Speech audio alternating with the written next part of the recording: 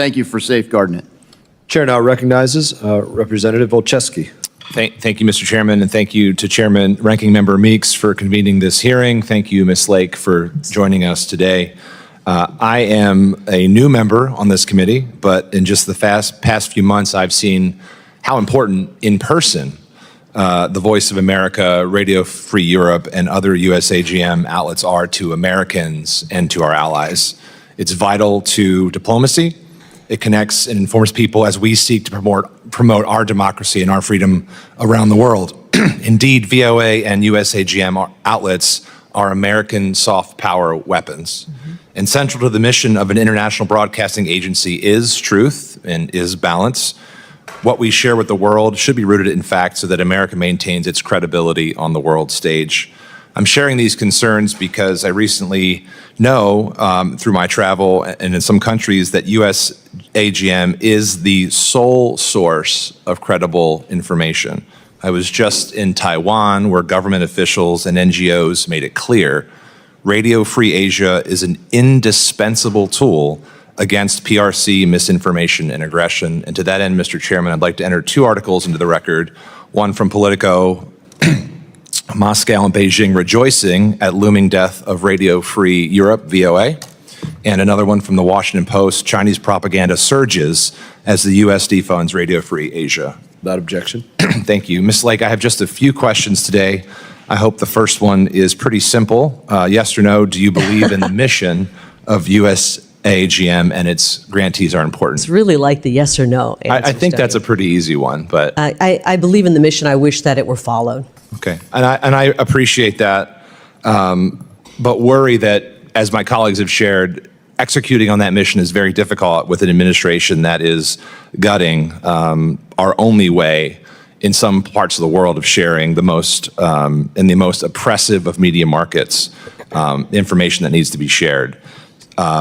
Media reports, for example, indicated that VOA broadcast just 75 minutes of content to its audience in Iran over the past few days, knowing that we used to broadcast 24/7.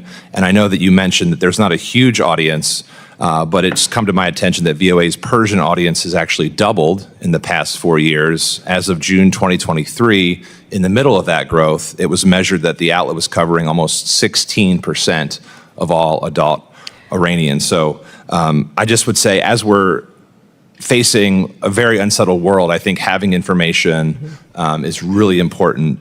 And so I think that is perhaps why we're seeing, as in the articles I shared, that our adversaries are in fact celebrating this retrenchment from our involvement. I'd like to read an article. You know, can I say something about that? I think I'll give you an opportunity, ma'am. might be I'm happy to give you an opportunity.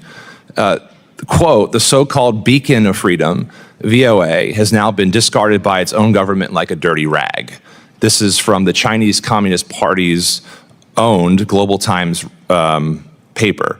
Chinese Ministry of Foreign Affairs spokesman Mao Ning seems to agree with your characterization of VOA as, quote, a lie factory that stirs up conflict, with a notorious track record in their China coverage.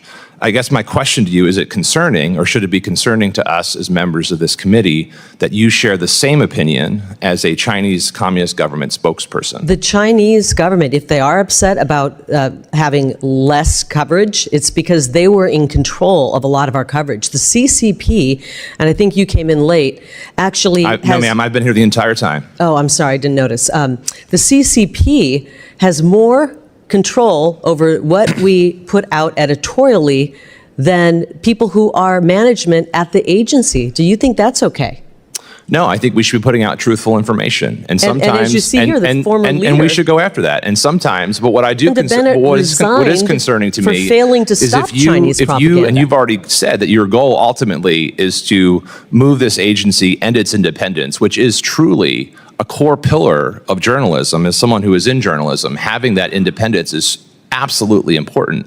There's no other way that we're going to be a credible source to the world if other governments and other members of countries see what we're doing, I mean, first of all, we're not communicating, but when we do, they have to know that the information is real, it's authentic, and it's actually advancing American interests. I very much look forward to working with my colleagues on the committee here so that we can make sure the information is truthful, it is factual, and that it advances American interests. You have my commitment to work with you on that, Right. but we have to make sure that we're actually promoting those interests through supporting this Hopefully work. we can root out the Russian, Chinese, Iranian propaganda that has been prevalent on our airwaves at VOA, and we're going to work to do that.